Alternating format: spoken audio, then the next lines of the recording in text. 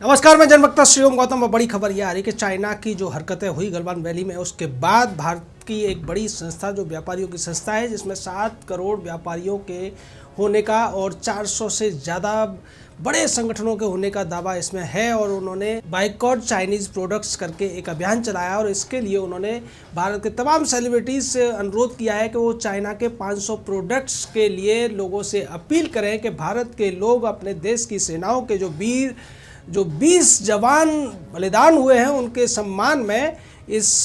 China के इन products को रोकने का काम करें। और इसकी भनक अब सीधे तौर पर चाइना तक पहुंची है। चाइना के सरकारी अखबार ग्लोबल टाइम्स ने इसको ये कहकर टालने की कोशिश की है कि भारत की सरकार इस तरीके की गतिविधियों को रोकने का काम करे, क्योंकि ऐसी गतिविधियां दोनों देशों के बीच जो संबंध है उसको बिगाड़ने का काम करेगी। और ये कुछ चंद लोग हैं जो सिरफिरे हैं ऐसा कहने की कोशिश की है, जो कि जब भी भारत और चीन के बीच में थोड़ा बहुत झगड़ा होता है तो इस तरीके की बातें करते हैं, लेकिन वो ये नहीं समझते कि उनकी इन गैर जिम्मेदाराना बातों की वजह से कितना बड़ा नुकसान हो सकता है। अब चीन का ये सरकारी अखबार ये कहने की कोशिश कर रहा है कि भारत के लोग चीन के सामान को खरीदते रहे और चीन के जो अत्याचारी सैनिक हैं या बर्बर सैनिक हैं वो भारत के सैनिकों के ऊपर हमला करते रहे और भारत के लोग चुपचाप सस्ता सामान खरीदते रहे। लेकिन ऐसा कुछ होता हुआ नहीं दिख रहा है और ग्लोबल टाइम्स ने यह पहली बार नहीं किया है। पिछले महीने में कम से कम 10 बार इस तरीके की बातें ग्लोबल टाइम्स लिख चुका है, क्योंकि चीन को सबसे बड़ा डर यही है कि भारत ने अगर इस अस्त्र का प्रयोग कर लिया तो निश्चित तौर पर चीन की कमर टूटेगी ही टूटेगी। दूसरी तरफ अगर भारत की सेना चीन का मुकाबला करते हुए सीमाओं पर लड़ती है, माउंटेन स्ट्राइकिंग कोर जिससे कि चीन भी डरता है, उसके साथ साथ ब्रह्मोस जैसी क्रूज मिसाइलें लगी हुई हैं, सुखोई जैसे विमान हैं, तो तमाम तरीके से एक तरफ चीन के ऊपर सीमाओं पर हमला होगा, चीन की सेनाओं को पीट कर भगाया जाएगा, जैसा कि गलवान में भी हुआ था। गलवान में जो सच्चाई निकल कर सामने आई थी कि चीन के 5 गुना सैनिक थे, उसके बावजूद भारतीय सैनिकों ने जिस तरीके से चीनियों की पिटाई की, उसके बाद अब चीनी मीडिया में दबे पांव एक सोशल मीडिया पर खबर है कि चीन के 93 से ज़्यादा सैनिक मर चुके हैं उस हाथापाई में। और इसके पीछे भी एक बड़ा कारण निकल के आ रहा है कि ये हाथापाई की नौबत क्यों आई थी। 1996 में भारत और चीन के बीच में एक संधि हुई थी और उसके बाद 2008 में इसको आगे बढ़ाया गया। वो संधि ये थी कि जो LAC के 2 किलोमीटर के दायरे में गोलियां नहीं चलाई जाएंगी और इसी की वजह से ज़्यादातर जो पेट्रोलिंग पार्टियां होती थी वो साथ में हथियार नहीं रखती थी। बातचीत करने के लिए भारत के सैनिक कर्नल संतोष बाबू के नेतृत्व में जो गए थे वो भी हथियार नहीं लेके गए थे और चीनी पहले से तैयारी करके बैठे थे, जिसकी वजह से उन्होंने उस टुकड़ी के ऊपर हमला किया, जिसका जवाब देने के लिए भारत की जो रेजिमेंट वहाँ लगी हुई थी उसके सैनिकों ने फिर चीनियों की अच्छी तरीके से धुनाई की। लौट कर फिर से आते हैं बाइकॉट की खबर के ऊपर। बाइकॉट को लेकर जिस तरीके से कन्फेडरेशन ऑफ इंडियन ट्रेडर्स ने, ऑल इंडिया ट्रेडर्स ने जिस तरीके का आह्वान किया है, उसके बाद चीन में खलबली मच गई है और उसमें ये कहा गया है कि चीन की तरफ से जो तमाम आइटम्स आते हैं, जिसमें कपड़े भी हैं, खिलौने भी हैं, टेक्सटाइल भी है, कपड़ा भी है,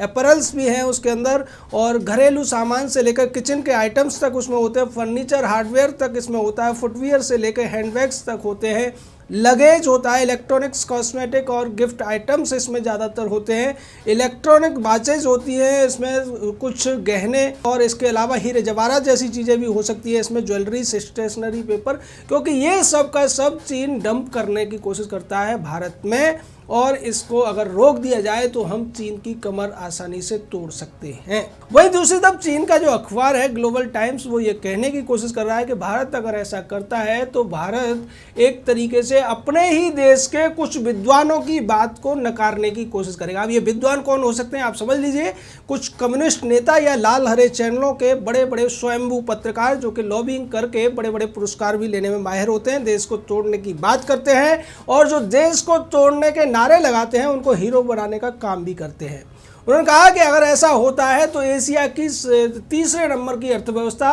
पहले नंबर की अर्थव्यवस्था का फायदा उठाने से चूक जाएगी और इसका नुकसान तीसरे नंबर की अर्थव्यवस्था यानी कि भारत की अर्थव्यवस्था को बहुत ज़्यादा तगड़ा होगा, ये कहने की कोशिश कर रहा है चीन। क्योंकि आज जो जिस तरीके से भारत और चीन के बीच में जो व्यापारिक संतुलन है उसमें पलड़ा चीन का भारी है। भारत के ऊपर जो आयात होता है वो भारत के निर्यात से कई गुना ज़्यादा है और इसकी वजह से चीन का जो पेमेंट रहता है भारत के ऊपर हो जाता है। और इसके पीछे वजह यही है, जो डंपिंग चीन करता है अपने यहाँ, जो प्रोडक्ट उसकी कॉस्ट होती है उस कॉस्ट से भी आधे से कम में चीन भारत को बेचने की कोशिश करता है और बेचने में कामयाब भी हो जाता है। क्योंकि ज़्यादातर भारतीय ये सोचते हैं कि सस्ता सामान है, कोई बात नहीं, चीनी है तो क्या हुआ, सस्ता तो है। लेकिन जिस तरीके से confederation of all India traders ने अब मांग रखी है कि इसको लेकर हमें अपनी स्वाभिमान का ध्यान रखना चाहिए, अपने सम्मान का, अपने अभिमान का ध्यान रखना चाहिए, चाहे 2 पैसे महंगा ले लो पर भारतीय सामान ही खरीदो। और इसका आह्वान पहले भारत के प्रधानमंत्री नरेंद्र मोदी भी कर चुके हैं। मोदी ने भी एक बार कहा था कि हमें आत्मनिर्भर होने की ज़रूरत है, भारत को मैन्युफैक्चरिंग हब बनाने की ज़रूरत है और अगर हम ऐसा कर पाते हैं तो निश्चित तौर पर चीन नाम के इस ड्रैगन को उसी तरीके से पटकनी दे सकते हैं जिसका जिक्र कल एक ताइवान के अखबार ने किया था। उसमें दिखाया गया था कि राम जी इस ड्रैगन को मारते हुए दिखाई दे रहे हैं। और अगर ऐसा होता है तो निश्चित तौर पर चीन बुरी तरह से बिलबिला जाएगा। उसकी सेना जो आज बड़ी बड़ी बातें करने की दम भर रही है वो एकदम से घुटनों पर आ जाएगी। क्योंकि नेपोलियन बोनापार्ट, जिसको कि कॉन्करर ऑफ द यूरोप बोला जाता है, उसने भी कहा था कि army marches on it's stomach, और कोई भी देश लड़ाई तब तक लड़ सकता है जब तक उसकी इकोनॉमी मजबूत है। कमजोर इकोनॉमी वाला कर्जदार कोई भी देश लड़ाइयाँ नहीं लड़ सकता, वो सिर्फ गीदड़ भभकी दे सकता है जैसा पाकिस्तान करता रहा है। और वही हालत चाइना की हो जाएगी अगर हम इन प्रोडक्ट्स को खरीदने से मना कर दें। और इसका एक बड़ा उदाहरण मैं आपको बताता हूं कि कांग्रेस के ज़माने में 2005 की बात है, जो ह्यूएई कंपनी है उसको ठेका दिया जा रहा था टेलीकम्युनिकेशन का, और इसको लेकर रॉ ने आपत्ति जताई थी। और रॉ ने ये कहा था कि हालांकि ये जो प्रोडक्ट्स हैं, ये जो इक्विपमेंट्स हैं ह्यूएई के, ये सस्ते पड़ेंगे, इसकी कॉस्ट इफेक्टिवनेस ज़्यादा है, उसके बावजूद ये कंपनी अपना एक बहुत बड़ा काला इतिहास रखती है। ये चीन की एम्बेसी के लिए काम करती है, चीन की सरकार के लिए काम करती है। और अगर हम सस्ते के चक्कर में इस कंपनी के हाथों में अपने देश के टेली कम्युनिकेशन को सौंप देंगे तब निश्चित तौर पर देश की सुरक्षाओं के लिए खतरा पैदा हो जाएगा। और ये काम करने जा रहे थे राहुल गांधी की माता श्री सोनिया गांधी के नेतृत्व में काम करने वाले कठपुतली प्रधानमंत्री मनमोहन सिंह। तो मनमोहन के ज़माने में इस तरीके की डील क्यों हो रही थी? क्योंकि कांग्रेस पार्टी हर हालत में चीन के साथ बेहतर संबंध चाहती थी और इसका नजराना उन्होंने तब भी दिया था जब 2008 में सपरिवार सोनिया गांधी अपनी बेटी प्रियंका वाड्रा, उसके पति रॉबर्ट वाड्रा और उसके 2 बच्चों को लेकर, राहुल गांधी को लेकर चीन गई थी। बीजिंग ओलंपिक में जब उद्घाटन समारोह था तो शी जिनपिंग उस समय वाइस प्रेसिडेंट हुआ करते थे और कम्युनिस्ट पार्टी में तीसरे नंबर के होते थे। और उसके अलावा वो सक्सेसर के तौर पर भी देखे जा रहे थे, उत्तराधिकारी के तौर पर देखे जा रहे थे हु जिनताओ के। और यही वजह है कि आज कांग्रेस पार्टी सबसे ज़्यादा बिलबिला रही है। जब भी चीन के खिलाफ कुछ कहा जाता है तो कांग्रेस ऐसे बोलती है जैसे इसके ही किसी सगे संबंधी के ऊपर कुछ कार्रवाई करने की बात भारत सरकार कर रही है या सेना कर रही है। राहुल गांधी सवाल उठाते हैं कि सैनिकों को निहत्थे क्यों भेजा गया था, लेकिन राहुल गांधी के ही कठपुतली प्रधानमंत्री के ज़माने में ये सब तय हुआ था कि एलएसी के 2 किलोमीटर तक हथियार नहीं ले जाए जाएंगे, गोलियां नहीं चलाई जाएंगी। और इसका आज आक्षेप राहुल गांधी आज की सरकार पर कर रहे हैं। सीधे तौर पर वो सरकार पर के साथ साथ सेना को भी निशाने पर ले रहे हैं, आईटीबीपी को भी निशाने पर ले रहे हैं, क्योंकि वो जानते हैं कि ये सब कारनामे उन्हीं के किए धरे हैं, उनकी माता और उनके द्वारा जिस तरीके से चीन के साथ पैक बढ़ाए गए और उनका खामियाजा आज भारत को भुगतना पड़ रहा है। दोनों पार्टियों ने समझौता किया था कि एक दूसरे की मदद करेंगे, एक दूसरे को आगे बढ़ाने का काम करेंगे। आज कांग्रेस सत्ता में नहीं है, उसके बावजूद चीनी कम्युनिस्ट पार्टी के लीडर शी जिनपिंग को, जो उस जमाने में वाइस प्रेसिडेंट हुआ करते थे, प्रधानमंत्री हुआ करते थे चीन के, आज राष्ट्रपति हैं, उनकी मदद का पुराना वादा निभा रही है। और यही वजह है कि कांग्रेसी बार बार इस बात को लेकर सवाल उठा रहे हैं कि लद्दाख की ज़मीनें क्यों दे दी गई चीन को, जबकि भारत ने अब तक पिछले 4 से 6 सालों में कोई भी 1 इंच ज़मीन चीन को नहीं दी है। और आज जब चीनी प्रोडक्ट्स को रोकने की बात की जाती है तो कांग्रेस को भी इससे दुख होता है, क्योंकि चीन के साथ जो व्यापार को बढ़ाने का काम किया था वो भी भारत के सबसे बड़े अर्थशास्त्री मनमोहन सिंह ने ही किया था। और मनमोहन सिंह के साथ हुई डील के कारण ही भारत का जो व्यापार घाटा है चीन के साथ लगातार बढ़ता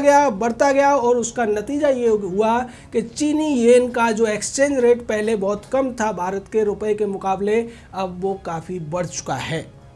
सीधे तौर पर ये व्यापारिक बातें हैं, इकोनॉमिक्स की बातें हैं, जितनी आसानी से समझ में नहीं आएंगी। उसको सीधे सीधे उस भाषा में समझा जा सकता है जिसमें confederation of all India traders ने कहा है कि हम सीधे मायने में अगर अपने देश का सम्मान करते हैं, अपनी सेना से प्यार करते हैं और अपने अभिमान को जिंदा रखना चाहते हैं तो चीन के इन सभी प्रोडक्ट्स को हमें बाइकआउट करना पड़ेगा। और इससे